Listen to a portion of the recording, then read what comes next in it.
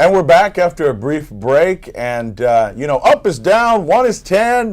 We bring on commissioners, we bring on journalists, we bring on bankers, we bring on debtors, we bring on creditors, we bring on anybody that has a voice on here, and that is why journalists meet politicians on this show. And we are also, just to kind of drop it in there, we're also bringing on the conservatives who are going to have their own show, not with me, of course, but and I hate to say that because we're Democratic conservatives also. When somebody says that if you're Democrat, you're liberal, that's just speak that doesn't fly around here. But somebody's going to have a voice, and everybody has a voice on KTMB. But right here, right now, we're going to talk about politics, and none other than my good friend, Commissioner Joey Gonzalez, your commissioner 24/7, and JAG, and Homero Villarreal, the publisher of El Pueblito and Defensor and eldefensor.blogspot.com. Welcome, gentlemen. How are you? Thank you, Joe, for having us here. Appreciate it. An honor to be here, Joe. Well, you heard it first. Let's start out feet first. Coattails is the subject of this interview today. The issue being that there was a Facebook that went out to thousands of people that says, because now with social media, that says Judge Valderas, you served with him for years, is riding on your coattails so you can get reelected. Is that true? Well, I've looked back a couple of times. That's when I read that, and I haven't seen him behind me yet. But Judge Valderas holds his own. He was a new kid in the block. When I was under him, and it's like everything else. I was a new kid in the block for a while, and Judge Santana and other judges helped me out. And when Judge Valderas came on board, and we were there for him, but he's holds his own now. He's the mentor. He's a judge with experience, and he's helped the other new judges, as they come on board, like Judge Benavides. But as far as riding anybody's coattail, of course, that's bringing me into the picture. Me, I try to stay neutral until somebody brings me in. And I think that's a very bad statement to make, because if you don't know what you're talking about, you shouldn't be talking. Rookie mistake. And that's what you're right, rookie mistake. It's what some of those statements really kill you, man, in your campaign. Because if you can't back it up, don't be saying it. And then as far as I have a lot of respect for Judge Valderas, and he has been one of the good judges that's out there, not only in the bench but in the community, and that's I look at that, Joe. Joe, when we say what have you done, it's not just about sitting on the bench. Anybody can sit on that bench. We got great people on that bench, like Judge Longoria. We got Judge Valderas, Judge Santana, that go above and beyond. Being a judge, they still give to the community, and that's what I look about a person. So as far as riding anybody's coattails, I guess I should be honored that they give me some credit, that maybe somebody wants to learn what I know, but every man is his own. Every judge is his own. Everybody has to make their own television show. No coattails, no playing off somebody else's playbook, But let's look at it from the other view. From a journalist point of view, you're looking at it from that lens. There's somebody coming in, younger, a little older, and looking at the trade-off. Tell us your analysis of what the voter out there, what are you hearing out on the streets? I think there's going to be more focus, I think, in this particular election, because here you have an incumbent and a newcomer, and a newcomer that apparently is well organized. I don't fully know what all his, but he has this bag of tricks, and I'm sitting an incumbent like Mr. Valderas, of course, that is well entrenched. And it's natural when you orbit the courthouse culture, as Greenwald used to point out, the late Judge Greenwald, as he credited his victory in tapping into the courthouse culture, he called it. He would always lose by 1,000 votes, and he said that's where he found the magic. But politics is about sort of like you see a snowball. As it's coming down the hill, you connect with all these little groups and it grows. Pero se vale. The question is, is it appropriate for him to challenge an incumbent the way he did? Well, he's a newcomer. He's carrying this bag of tricks, and he's taking risks because every time you throw a little rock in the ocean, it's going to create certain ripples, and those ripples might not work in your favor, or they might.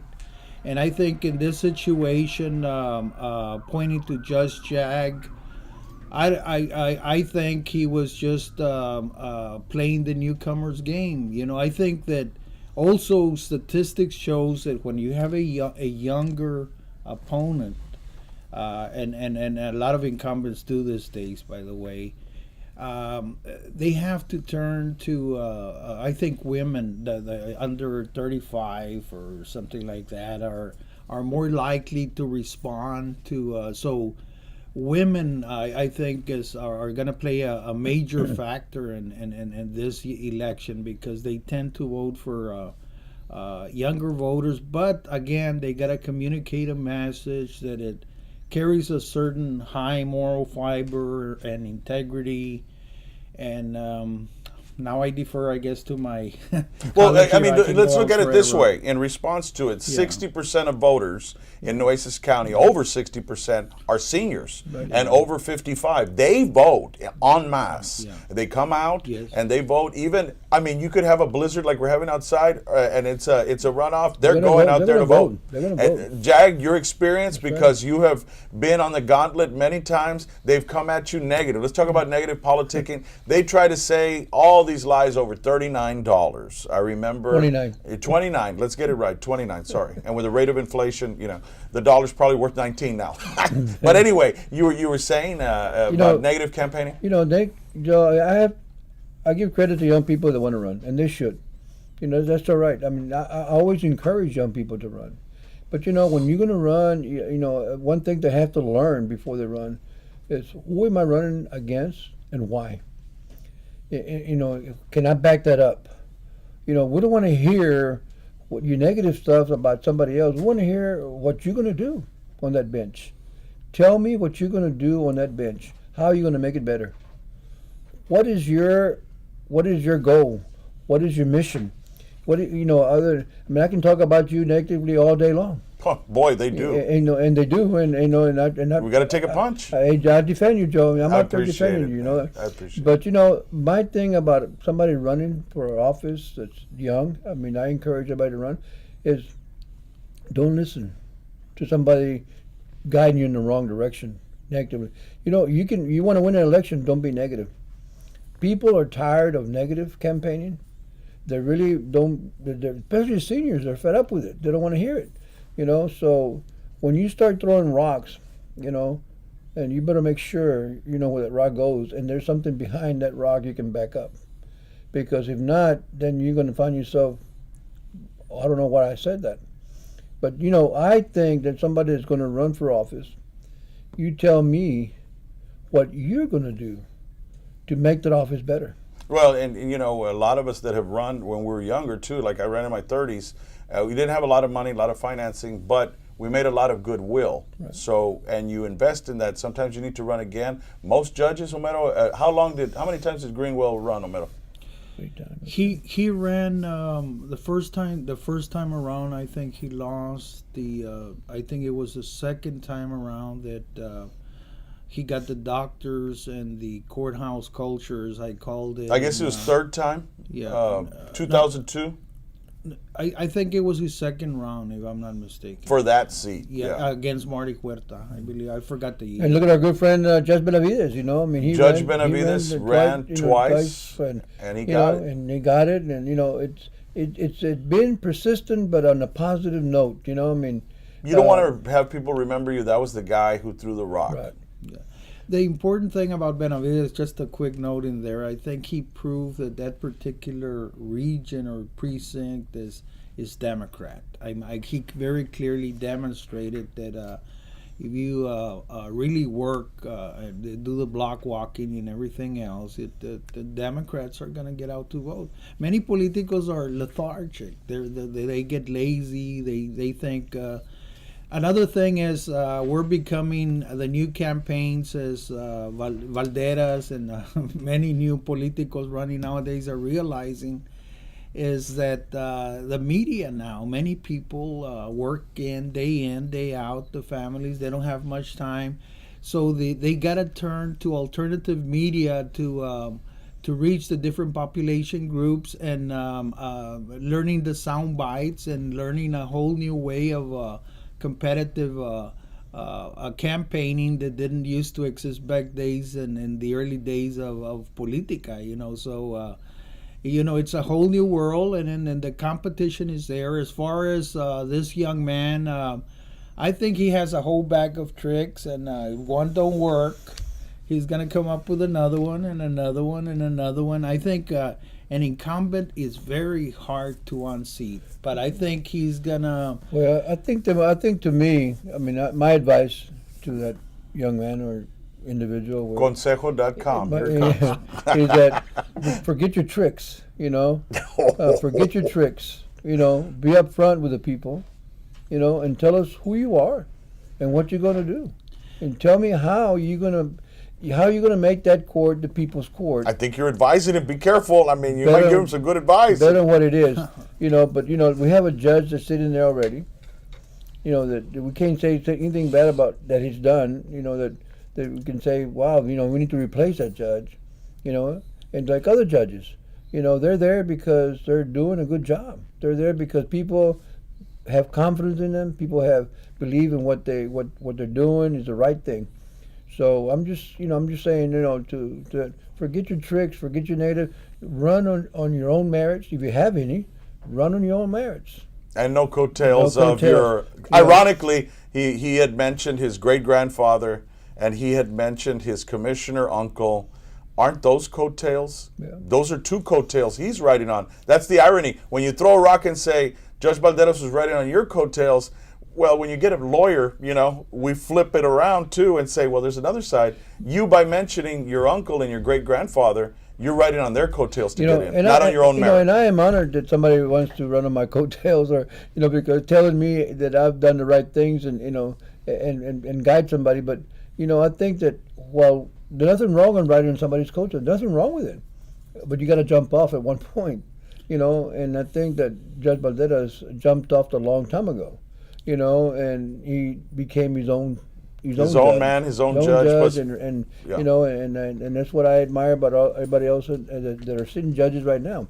They became their own court, their own judge, and when somebody new comes on board, they write nothing wrong riding on somebody else's coattail for a while, but you got to jump off and then do your own thing. Homero, we've got about 4 minutes in, but give us the analysis. Democracy at work. You have an incumbent again. Keep in mind Valderas that worked for law enforcement couple of decades and established a relationship with many of the entities. There haven't been any major scandals that statistics show that it's even harder to unseat an income. But here you have, unless you're going to make up stuff. But here you have a young man with a bag of tricks. But never underestimate that bag of tricks. Well, what do you know, Homero? I mean, Chihuahua, just spill it. One of those. It's like when I was little, with our slingshots. We were shooting at that little bird. We would miss that pajarito. But you never know. He can't have no more. Why don't you just tell us? He can't have no more tricks than Happy. Happy comes out with Happy. Tricks. Well, it's Happy. Well. The thing is that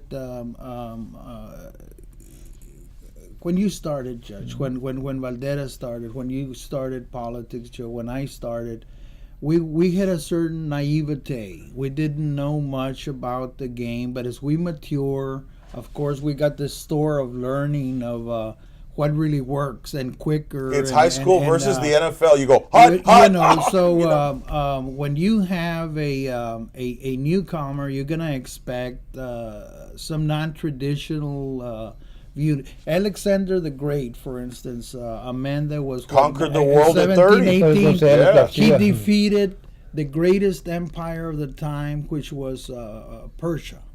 He went in there. They thought that Persia at the time He just went in there and Con elefantes y todo el yeah, jale. yeah, I mean, but then you know. all of a sudden he goes and sees this little country called India. He says, "Nambre, No traen nada. We'll wipe them out with this huge army that we have."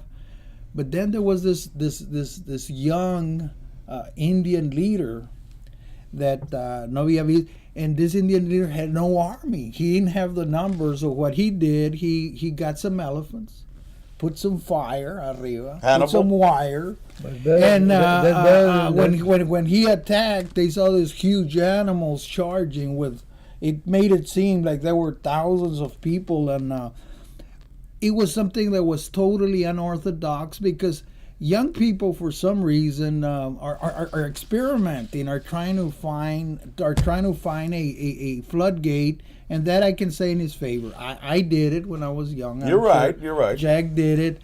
And it's part of the it's politica. And you I know? like the young man. And when It's you're not running, personal. and when you're running for office, it says you're running with the objective to win. Right. It's A over B, he over Here Valderas, or comes the math. Valderas over him. Algebraic That, equation. you know, there's not gonna be any equal. We both can share that seat. Only one can win. So how far will it go? Well, I don't know. But the voters, as Jack was pointing out, and I again defer to my colleague right after this, is that it's up to the voters to decide what is the tolerance level of what negative campaigning or creative campaigning, on the other hand, is that definition, those parameters of what would constitute that. And I'll stop right there. I know Mr. Well, we've got a couple, Commissioner. You Defer know, to my the colleague. canons don't apply to you anymore because you're not a judge. Right. You're not a sitting judge. So, as a commissioner, the rules are a little bit different. Tell us about your political analysis, where before you could not comment at all. Right. Now you're 24/7. 24/7, but as a commissioner, we had more leeway than we had as a judge to be able to get involved with politics and support somebody and not support somebody. I think that politics, regardless of who you are, it's all the same. It all amounts to the same thing. I mean, people want to hear, what are you going to do for me? People want to hear, and this is a people's court. This is as a commissioner, I'm there for the people. I don't care if you're Republican, Democrat, or you're individual, whatever you are. I'm there for the people also. I vote one way that helps. Wherever I vote is because it's going to help everybody, not just Democrats, the Republicans, and everybody. My choices are always voting for how it's going to benefit the community. I don't care who you are in the community. And it's not party lines, and we shouldn't vote on party lines all the time, and unfortunately we do. And that's the bad thing we do about Commissioner's Court. Most of our votes are party line. 4-1, putting somebody up, remain nameless, in Court 5, juvenile court, that already had been given a chance by the voters. And so I was surprised at that too. Well, of course, and again, this is our call. My call was different, and I saw it different. So Well, we respect you. Sometimes you stand 1-4. yeah, and sometimes sometimes whatever it is, but I sometimes vote with the group. Because you got to be bipartisan. because it's what benefits the people. I feel if I'm going to do something, it's going to benefit the people. It's not 24/7 for Republicans, not 24/7 for Democrats. It's for everybody. And it can be, and although a lot of things that Oscar and I vote together on, Commissioner Ortiz, it's not because it's a Democratic thing. It's because that's the way we feel about that issue, and I'm saying there are times that we feel like, hey, we need to vote it because that person is the most qualified for whatever. But there is one commissioner on there that I see consistently just votes Palanca Republican. And I see that, and that's puzzling. I see that. That's my opinion. I know you can't comment. But come on, man. Work both sides. You have Democrats in your area, too. You can't just be voting for what is best for Republicans. And that is wrong. And of course, and even that Justice, when he came on board the first time, I nominated him. He's a Republican, and because he's a good man. He was a good, I felt he'd do a good job. Even my opponent at one time that ran against me, I seconded the motion to appoint him to a board. you know, and you know, of course, the second I time. know everybody went, what? You know, but But you know, I mean, you know, you got to give and take, and it's not if you take things personal for us to, you can't take them personal for the rest of your life. I mean, well, if you're going to run for office, you got to learn how to take criticism, and that's a fair criticism that we pointed out. Is you can't just be voting partisan all the time because Republicans always throw a rock that Democrats vote palanca. No, you guys vote straight ticket more than we do. They get more crossover than we do any day. yeah. And you know, and I think that's something that we've seen. You know, I think more and more. You know, like Commissioner Cohn has, you know, has voted, and you know what he thought is best for the community. Now that's a guy who's voted Democrat and Republican, and I don't know if his opponent will reflect the same because I see the signs. The signs aren't exactly up on his opponent aren't exactly up on Democrat soil, and a lot of people like Macomb on both sides. I mean, it's again the question of, do you want to replace a commissioner who's doing a good job partisan, or do you want somebody partisan? And I fear that the new guy coming in may be voting just like Pusley, Republican, Republican, Republican, Republican. What's going to happen to the poor people in the precinct? Well, you know, I'm Judge Chesney. You know, I think that hopefully he's more open. I think he'll be open. I think he will, hopefully. You know, and just like Macomb is, you know, he's open and willing to look at both sides. You know, and I think that the Chesney will probably be able to do the same thing, unless for some reason, you know, all of a sudden when it changes when it's in there, but. If it gets in there, but the thing is, I think that those are the things we have to look at. You know, I mean, a person that's helped both sides. You know, or the community as a whole. Final 30 seconds, Homero, and then I'll give JAG the rebut. Returning to the elections, just iterating some of the points on Valderas, and of course his challenger is. I think that an incumbent traditionally is ahead of the game. It's like running in track or whatever. He's gonna be a few steps ahead of you, so I think the challenger, if you were just go to the polls right now, you take an incumbent and the newcomer, the incumbent would take the election 90% of the time. I think it's a natural process we're seeing where you have a challenger. I think it's going to get more intense in order for him to be able to acquire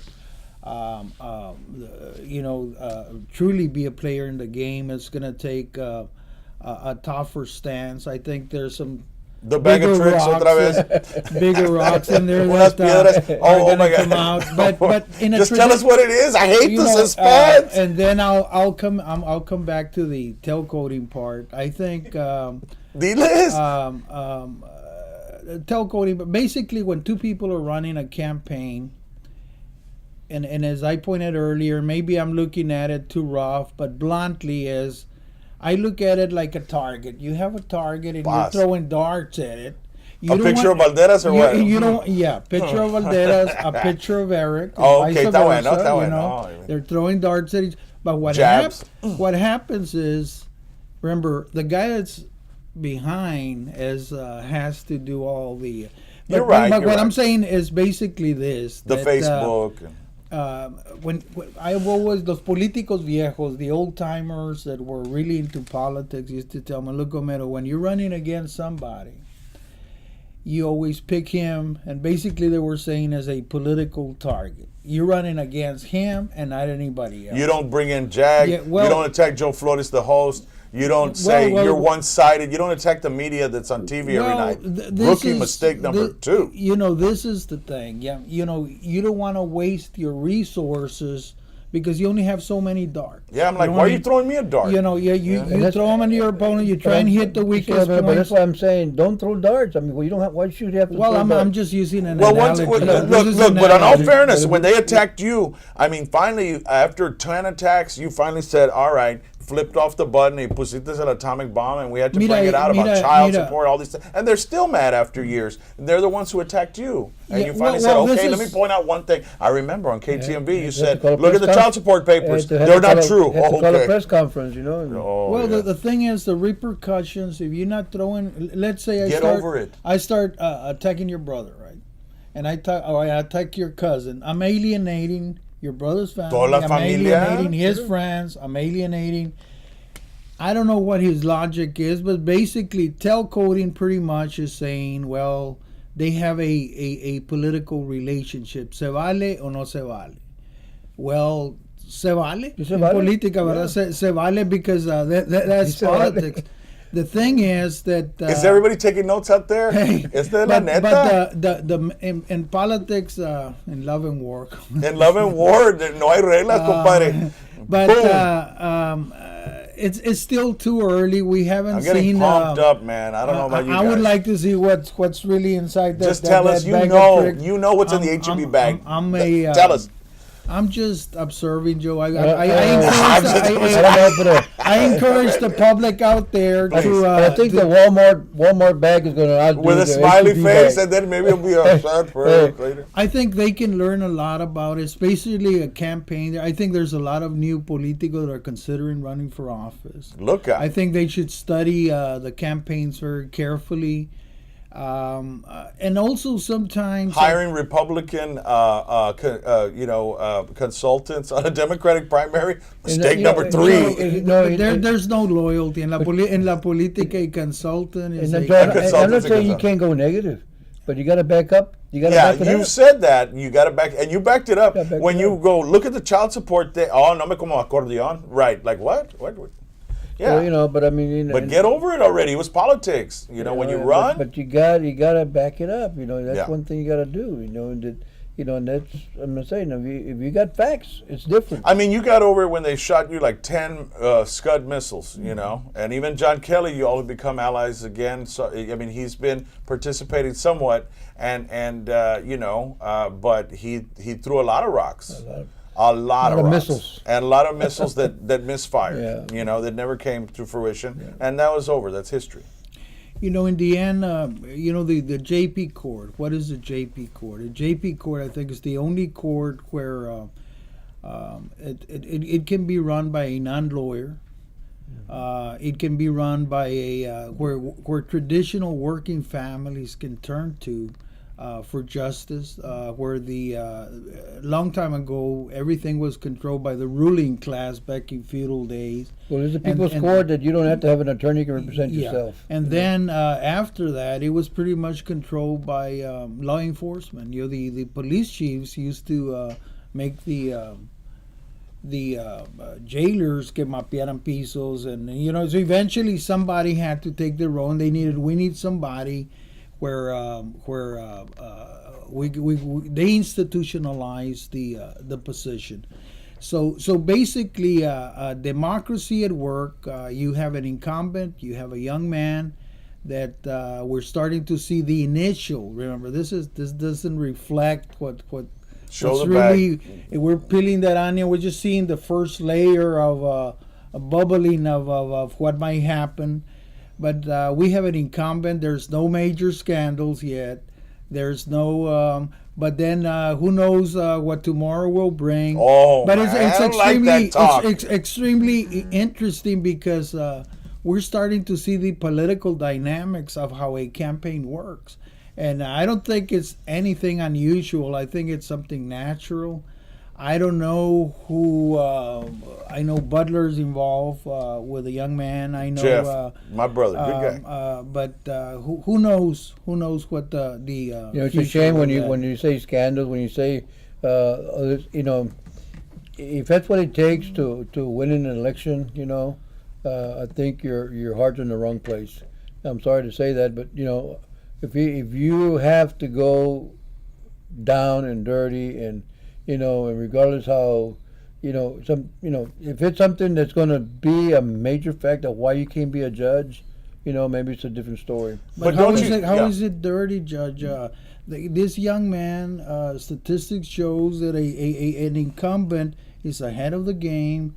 He's trying to run something. And he has a right to compete in America like everybody else to acquire some votes. And that's what I'm talking about. Yeah. If you're, I wasn't trying to refer to any scandals or any negative. I have not seen that. What I'm saying is he does have a right to participate. Sure he does. I think. But that when you get in the game, I did point out that Valderas is ahead of the game. There's no. He's got to catch up. He's got to catch out. up. Yeah, you're right. As far as he is not going to win an election, and I'll tell you this bluntly, if nothing is done. If you just go to the polls and boom, and nothing's going to happen. It'll be 55, I mean, 45. I'm just talking statistically, what I've seen over the years, the campaigns that I've covered.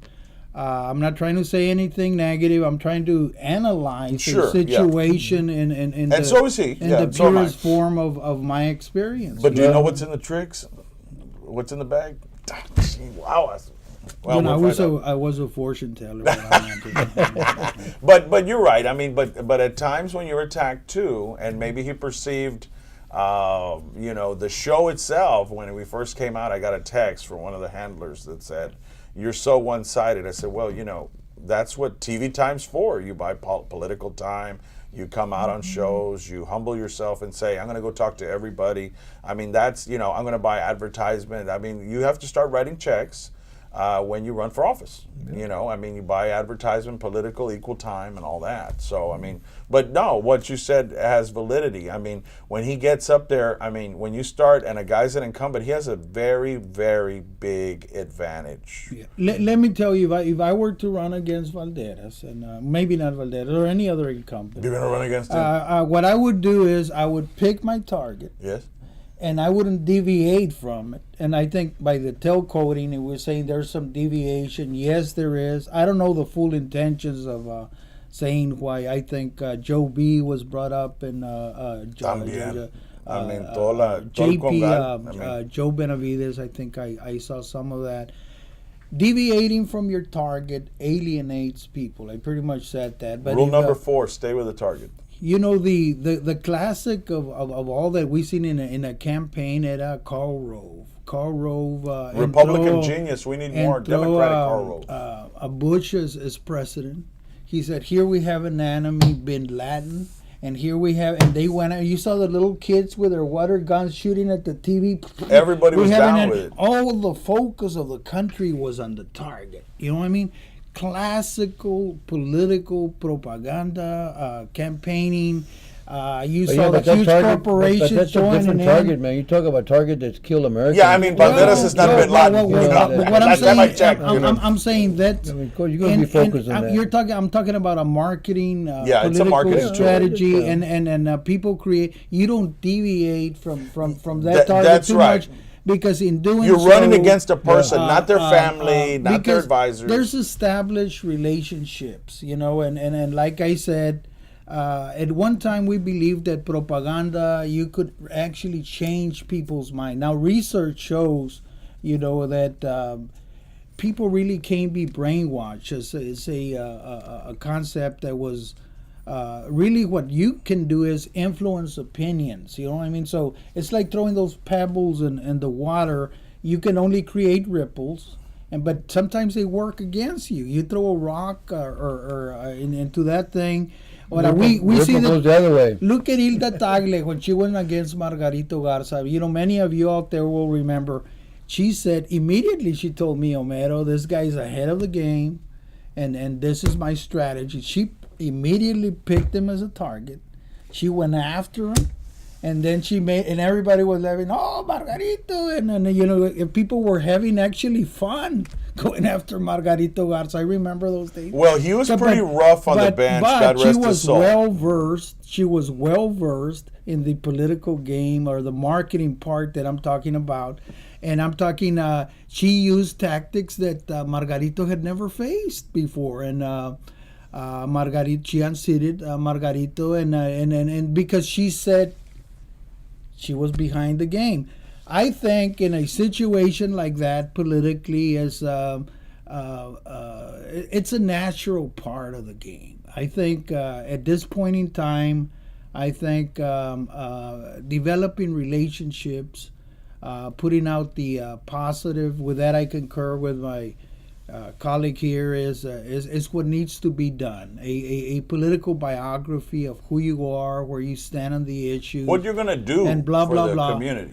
But I feel there's gonna be a gray area, and that gray area it's the creativity part of the challenger that's gonna be out there. I think the as it stands now, we were to go to the polls right now. I think Valderas pretty much would wipe out the opponent, but we're not there yet. This is just one phase of the whole shebang that We're almost there. You only got 3 weeks to go. Well, and with that, we're going to close, but remember that get out there and vote. Recuerde que su voto es su voz. Si no, regístrese a votar. No puedes quejar después. Por favor. Guys, please get out there and vote, right? Man, we need all the votes that we can get, Joe. You know, we need to get everybody to vote. You know, the abuelitas, they can't go get by mail-in ballots, and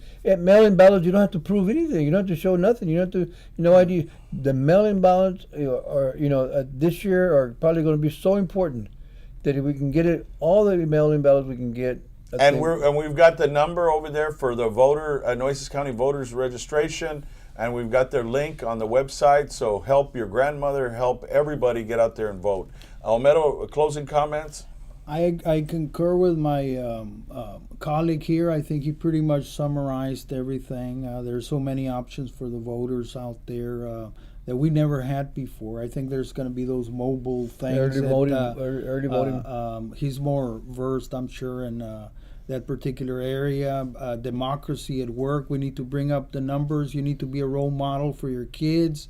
From the water bill you pay to the electric bill, to every concern in the community. It's about politics. It's about parents getting out to the polls. And if you all don't get out to the polls, you're all going to get the leaders that you deserve. You can't because complain.